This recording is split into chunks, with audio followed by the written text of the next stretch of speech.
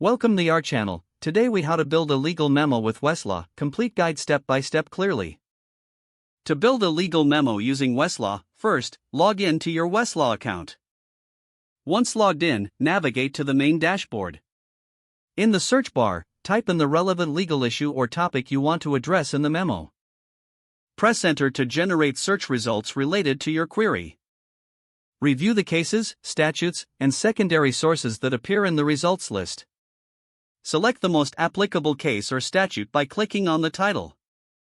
Once you're on the case or statute page, locate the headnotes for key legal principles. Take notes on the relevant headnotes to structure the analysis in your memo. Now, return to the search results to find any relevant secondary sources. Secondary sources, such as legal encyclopedias, treatises, or law review articles, read through the selected secondary sources to gather additional insights. As you compile information, categorize it based on the sections of your memo, such as issue, rule, application, and conclusion. Open a new document in your preferred word processing software for drafting the memo. Start with a clear statement of the issue at hand.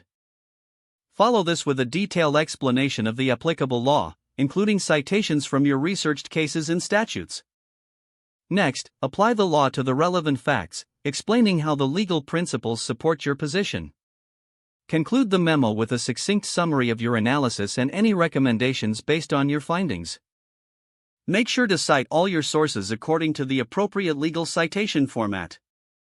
Finally, review and edit the memo for clarity, coherence, and conciseness.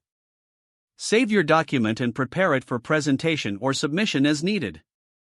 If the page does not load, refresh the browser or try again in a private or incognito window. Make sure you are using the correct email address, then retype it carefully to avoid small typos. If your password is not accepted, use the reset option and create a new strong password you can remember. Check your spam folder for verification or security emails, then complete any requested confirmation steps. Enable two-factor authentication if available to improve account security and reduce unauthorized access risk.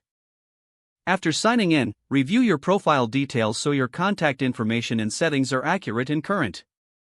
If you see an error message, note it down and try again after restarting your device and internet connection.